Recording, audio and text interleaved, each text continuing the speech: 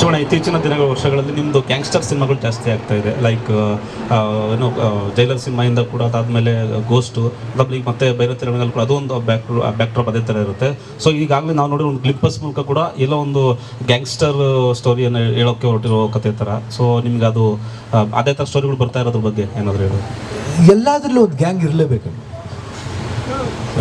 Everything ಇಲ್ಲ ಹಂಗಲ್ಲಮ್ಮ, not ಮಾತಾಡಕ್ಕೆ generally ಹೇಳೋದು. ನಾನು ನಿಮ್ಮ ಕೇಳಿದ್ರೆ ತಪ್ಪೇನಿಲ್ಲಮ್ಮ, 100%. ಯಾಕಂದರೆ ಏನಿದೆ ಅಂತ ಬಂದು ನೋಡಿದಾಗ ಗೊತ್ತಾಗುತ್ತೆ. ಯಾಕಂದರೆ ಗ್ಲಿಮ್ಸ್ ತೋರ್ಸೋಕೆ ನಾವೇನು ತೋರ್ಸೋಕೆ ಹೋಗ್ತೀವೋ ಅದು ಎಷ್ಟು ಮಟ್ಟಿಗೆ ಈ ಪಿಕ್ಚರ್ಲಿ ಅನ್ವಯಿಸುತ್ತೋ ಅದು ಖಂಡಿತ ಅನ್ವಯಿಸುತ್ತೆ.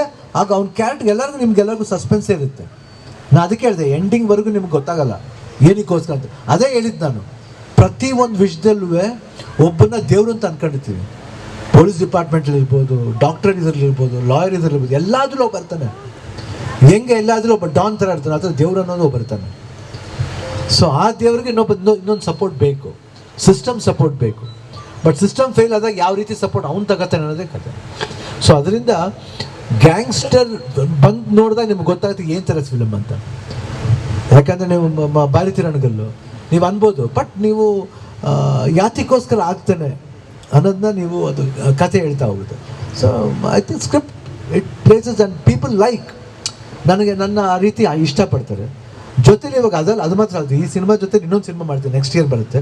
ಒಂದು ಲವ್ ಸ್ಟೋರಿ ಮಾಡ್ತಾಯಿದ್ದೀನಿ, ತುಂಬ ವರ್ಷಗಳ ನಂತರ ಒಂದು ಬ್ಯೂಟಿಫುಲ್ ಲವ್ ಸ್ಟೋರಿ ಮಾಡ್ತಾಯಿದ್ದೀನಿ. That will be a real clear surprise.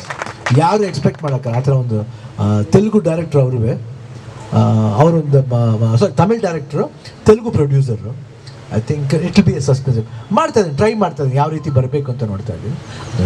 Next COP character ಒಂದು ಮಾಡ್ತಾಯಿದ್ದೀನಿ ಇದೆ. ಆಮೇಲೆ ಇನ್ಯಾವುದು